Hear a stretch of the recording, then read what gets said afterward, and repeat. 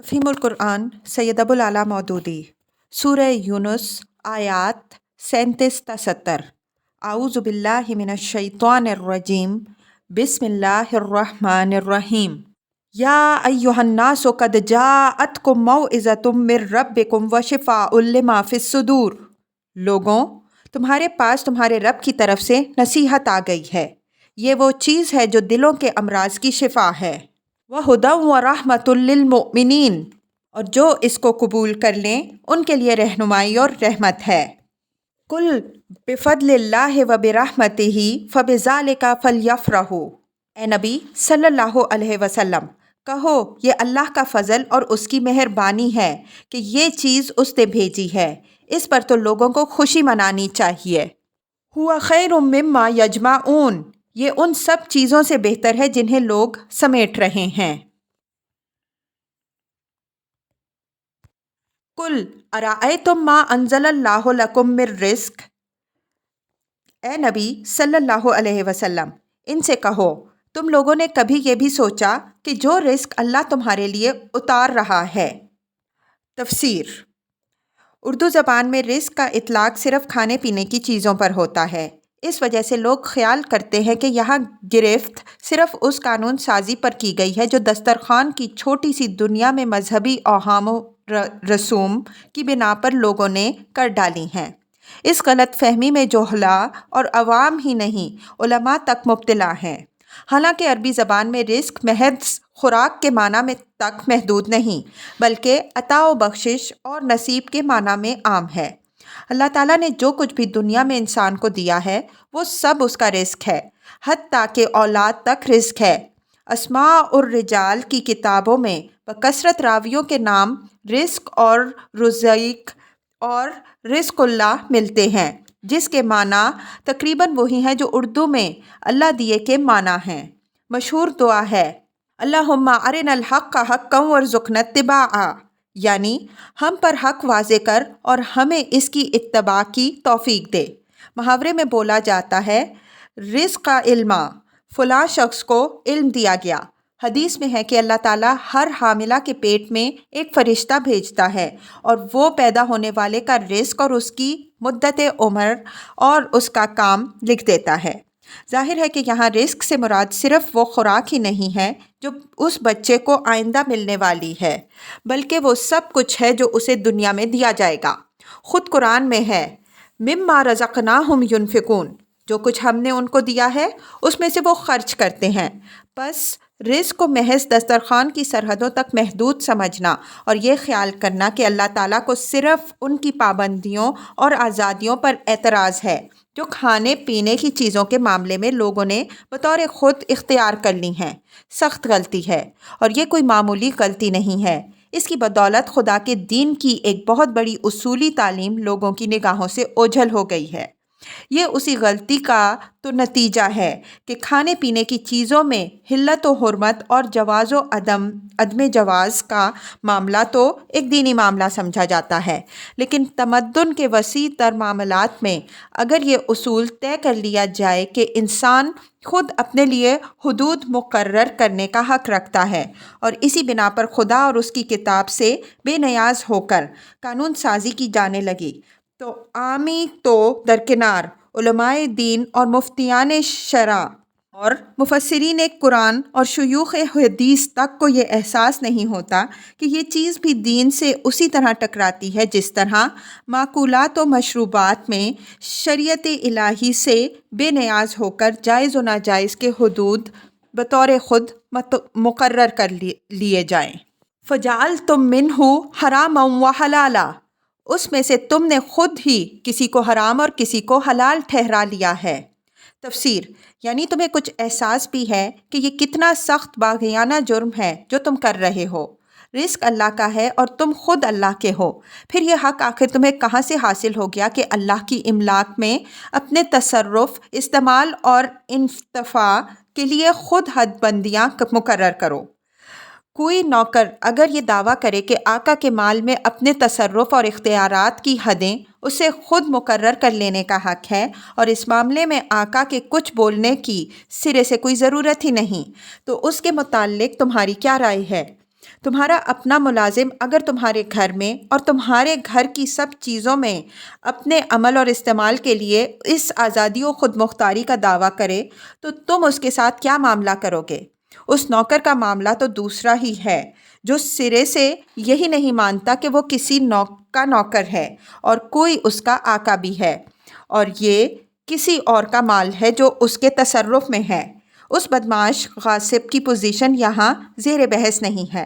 یہاں سوال اس نوکر کی پوزیشن کا ہے جو خود مان رہا ہے کہ وہ کسی کا نوکر ہے اور یہ بھی مانتا ہے کہ مال اسی کا ہے جس کا وہ نوکر ہے، اور پھر کہتا ہے کہ اس مال میں اپنے تصرف کے حدود مقرر کر لینے کا حق مجھے آپ ہی حاصل ہے اور آقا سے کچھ پوچھنے کی ضرورت نہیں۔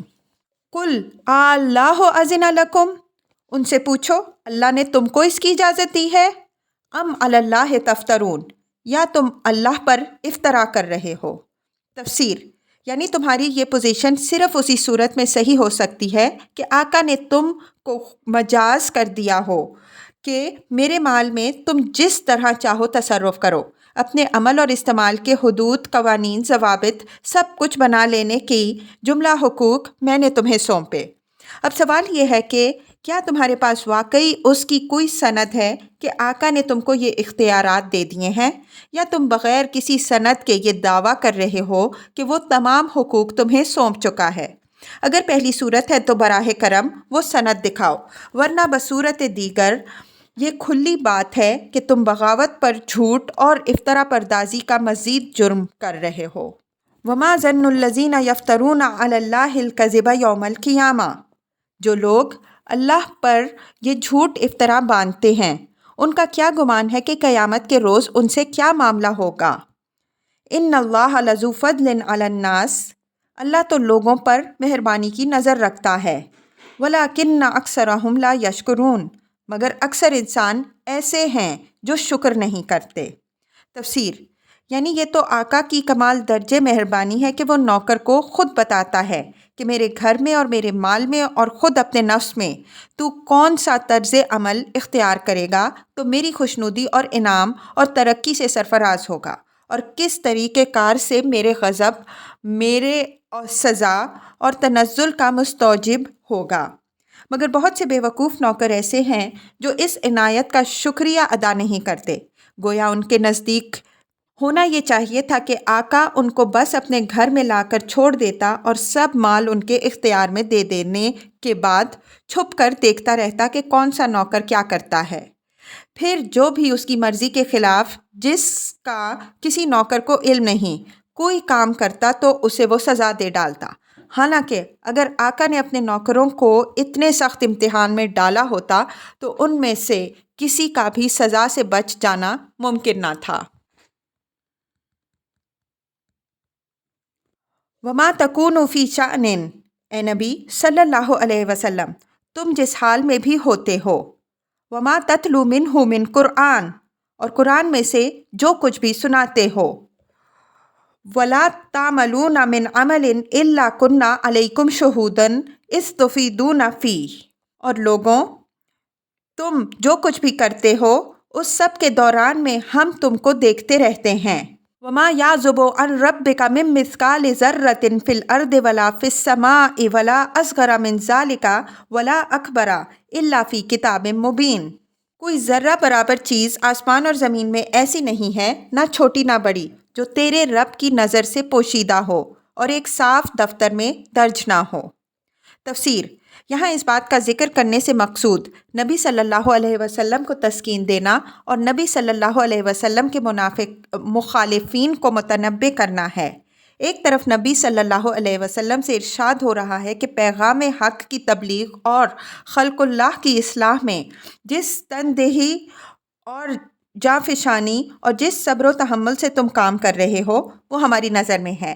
ایسا نہیں ہے کہ اس پرخطر کام پر مامور کر کے ہم نے تم کو تمہارے حال پر چھوڑ دیا ہو۔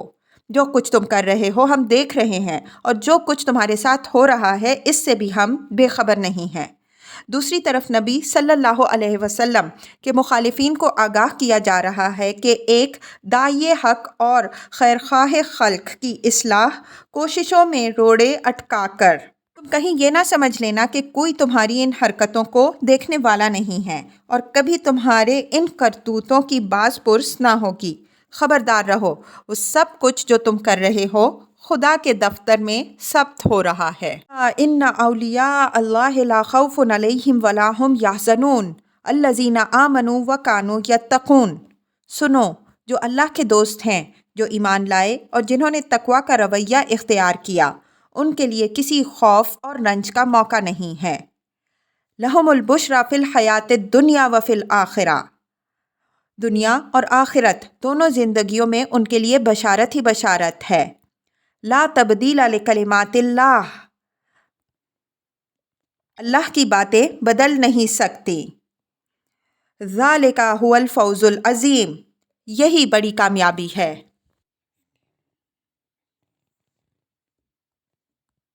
ولا یحزنک قولہم، تو اے نبی صلی اللہ علیہ وسلم، جو باتیں یہ لوگ تجھ پر بناتے ہیں وہ تجھے رنجیدہ نہ کریں۔ ان العزت للہ جمیعا، عزت ساری کی ساری خدا ہی کے اختیار میں ہے۔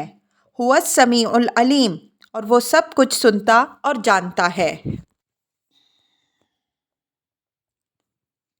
الا ان للہ من فی السماوات ومن فی الارض، آگاہ رہو، آسمان کے بسنے والے ہوں یا زمین کے، سب اللہ کے مملوک ہیں۔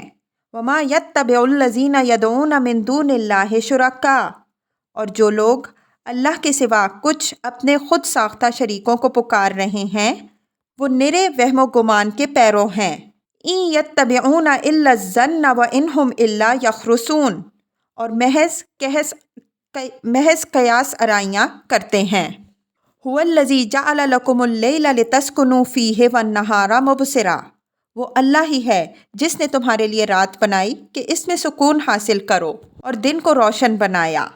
ان فی ذلک لآیات لقوم یسمعون، اس میں نشانیاں ہیں ان لوگوں کے لیے جو کھلے کانوں سے پیغمبر کی دعوت کو سنتے ہیں۔ تفسیر: یہ ایک تشریح طلب مضمون ہے جسے بہت مختصر لفظوں میں بیان کیا گیا ہے۔ فلسفیانہ تجسس، جس کا مقصد یہ پتہ چلانا ہے کہ اس کائنات میں بظاہر جو کچھ ہم دیکھتے اور محسوس کرتے ہیں اس کے پیچھے کوئی حقیقت پوشیدہ ہے یا نہیں، اور ہے تو وہ کیا ہے۔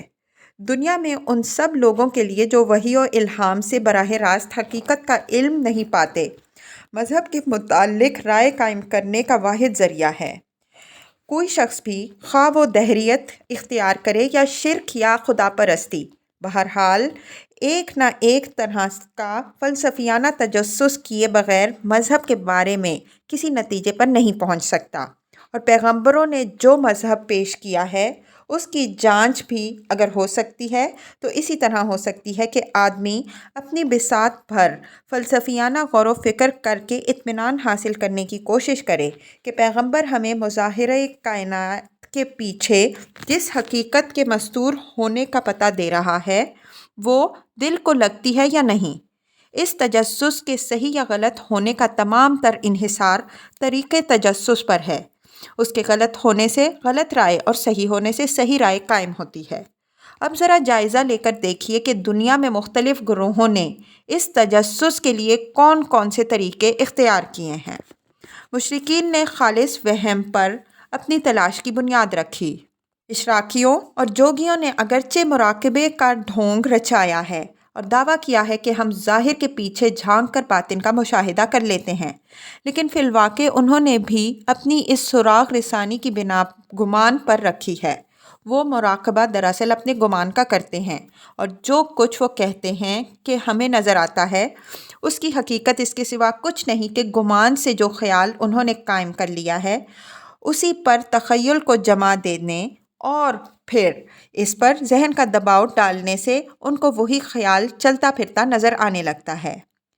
اصطلاحی فلسفیوں نے قیاس کو بنائے تحقیق بنایا ہے، جو اصل میں تو گمان ہی ہے، لیکن اس گمان کے لنگڑے پن کو محسوس کر کے انہوں نے منطقی استدلال اور مصنوعی تعقل کی بیساکھیوں پر اسے چلانے کی کوشش کی ہے اور اس کا نام قیاس رکھ دیا ہے۔ سائنسدانوں نے اگرچہ سائنس کے دائرے میں تحقیقات کے لیے علمی طریقہ اختیار کیا، مگر مابعد الطبیعیات کے حدود میں قدم رکھتے ہی وہ بھی علمی طریقے کو چھوڑ کر قیاس و گمان اور اندازے اور تخمینے کے پیچھے چل پڑے۔ پھر ان سب گروہوں کے اوہام اور گمانوں کو کسی نہ کسی طرح تعصب کی بیماریاں بھی لگ گئیں، جس سے انہیں ایک دوسرے کی بات نہ سننے اور اپنی ہی محبوب راہ پر مڑنے اور مڑ جانے کے بعد مڑے رہنے پر مجبور کر دیا۔ قرآن اس طریقے تجسس کو بنیادی طور پر غلط قرار دیتا ہے۔ وہ کہتا ہے کہ تم لوگوں کی گمراہی کا اصل سبب یہی ہے کہ تم تلاش حقیقت کی بنا گمان اور قیاس آرائی پر رکھتے ہو، اور پھر تعصب کی وجہ سے کسی کی معقول بات سننے کے لیے بھی آمادہ نہیں ہوتے۔ اسی دوہری غلطی کا نتیجہ یہ ہے کہ تمہارے لیے خود حقیقت کو پا لینا تو ناممکن تھا ہی، انبیاء علیہم السلام کے پیش کردہ دین کو جانچ کر صحیح رائے پر پہنچنا بھی غیر ممکن ہو گیا۔ اس کے مقابلے میں قرآن نے فلسفیانہ تحقیق کے لیے صحیح علمی و عقلی طریقہ یہ بتایا ہے کہ پہلے تم حقیقت کے متعلق ان لوگوں کا بیان کھلے کانوں سے بلا تعصب سنو جو دعویٰ کرتے ہیں کہ ہم قیاس و گمان یا مراقبہ اور استدراج کی بنا پر نہیں بلکہ علم کی بنا پر تمہیں بتا رہے ہیں کہ حقیقت یہ ہے۔ پھر کائنات میں جو آثار اصطلاح قرآن نشانات تمہارے مشاہدے اور تجربے میں آتے ہیں ان پر غور کرو، ان کی شہادتوں کو مرتب کر کے دیکھو اور تلاش کرتے چلے جاؤ کہ اس ظاہر کے پیچھے جس حقیقت کی نشاندہی یہ لوگ کر رہے ہیں اس کی طرف اشارہ کرنے والی علامات تم کو اسی ظاہر میں ملتی ہیں یا نہیں۔ اگر ایسی علامات نظر آئیں اور ان کے اشارے بھی واضح ہوں تو پھر کوئی وجہ نہیں کہ تم خواہ مخواہ ان لوگوں کو جھٹلاؤ جن کا بیان آثار کی شہادتوں کے مطابق پایا جا رہا ہے۔ یہی طریقہ فلسفہ اسلام کی بنیاد ہے، جسے چھوڑ کر افسوس ہے کہ مسلمان فلاسفہ بھی افلاطون و ارسطو کے نقشہ قدم پر چل پڑے۔ قرآن میں جگہ جگہ نہ صرف اس طریقے کی تلقین کی گئی ہے بلکہ خود آثار کائنات کو پیش کر کے ان کے نتیجے نکالنے اور حقیقت تک رسائی حاصل کرنے کی جو گویا باقاعدہ تربیت دی گئی ہے تاکہ سوچنے اور تلاش کرنے کا یہ ڈھنگ ذہنوں میں راسخ ہو جائے۔ چنانچہ اس آیت میں بھی مثال کے طور پر صرف دو آثار کی طرف توجہ دلائی گئی ہے، یعنی رات اور دن۔ یہ انقلاب لیل و نہار دراصل سورج اور زمین کی نسبتوں میں انتہائی باضابطہ تغیر کی وجہ سے رونما ہوتا ہے۔ یہ ایک عالمگیر ناظم اور ساری کائنات پر غالب اقتدار رکھنے والے حاکم کے وجود کی صریح علامت ہے۔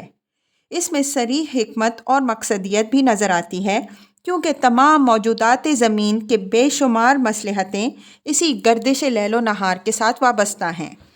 اس میں صریح ربوبیت اور رحمت اور پروردگاری کی علامتیں بھی پائی جاتی ہیں، کیونکہ اس سے یہ ثبوت ملتا ہے کہ جس نے زمین پر یہ موجودات پیدا کی ہیں وہ خود ہی ان کے وجود کی ضروریات بھی فراہم کرتا ہے۔ اس سے یہ بھی معلوم ہوتا ہے کہ وہ عالمگیر ناظم ایک ہے، اور یہ بھی کہ وہ کھلنڈرا نہیں بلکہ حکیم ہے اور با مقصد کام کرتا ہے، اور یہ بھی کہ وہی محسن و مربی ہونے کی حیثیت سے عبادت کا مستحق ہے، اور یہ بھی کہ گردش لیل و نہار کے تحت جو کوئی بھی ہے وہ رب نہیں مربوب ہے، آقا نہیں غلام ہے۔ ان آثاری شہادتوں کے مقابلے میں مشرکین نے گمان و قیاس سے جو مذہب ایجاد کیے ہیں وہ آخر کس طرح صحیح ہو سکتے ہیں؟ قالوا اتخذ اللہ ولدا، لوگوں نے کہہ دیا اللہ نے کسی کو بیٹا بنایا۔ تفسیر: اوپر کی آیات میں لوگوں کی اس جاہلیت پر ٹوکا گیا ہے کہ اپنے مذہب کی بنا علم کے بجائے قیاس و گمان پر رکھتے ہو، اور پھر کسی علمی طریقے سے یہ تحقیق کرنے کی بھی کوشش نہیں کرتے کہ ہم جس مذہب پر چلے جا رہے ہیں اس کی کوئی دلیل بھی ہے یا نہیں۔ اب اسی سلسلے میں عیسائیوں اور بعض دوسرے اہل مذاہب کی اس نادانی پر ٹوکا گیا ہے کہ انہوں نے محض گمان سے کسی کو خدا کا بیٹا ٹھہرا لیا۔ سبحان اللہ۔ تفسیر: سبحان اللہ کلمہ تعجب کے طور پر بھی کبھی اظہار حیرت کے لیے بولا جاتا ہے اور کبھی اس کے واقعی معنی ہی مراد ہوتے ہیں، یعنی یہ کہ اللہ تعالیٰ ہر عیب سے منزہ ہے۔ یہاں یہ کلمہ دونوں معنی دے رہا ہے۔ لوگوں کے اس قول پر اظہار حیرت بھی مقصود ہے اور ان کی بات کے جواب میں یہ کہنا بھی مقصود ہے کہ اللہ تو بے عیب ہے، اس کی طرف بیٹے کی نسبت کس طرح صحیح ہو سکتی ہے؟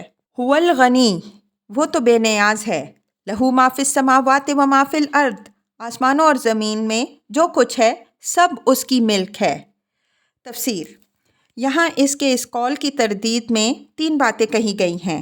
ایک یہ کہ اللہ بے عیب ہے، دوسرے یہ کہ وہ بے نیاز ہے، تیسرے یہ کہ آسمان و زمین کی ساری موجودات اس کی ملک ہیں۔ یہ مختصر جوابات تھوڑی سی تشریح سے بآسانی سمجھ میں آ سکتے ہیں۔ ظاہر ہے کہ بیٹا یا تو صلبی ہو سکتا ہے یا متبنی۔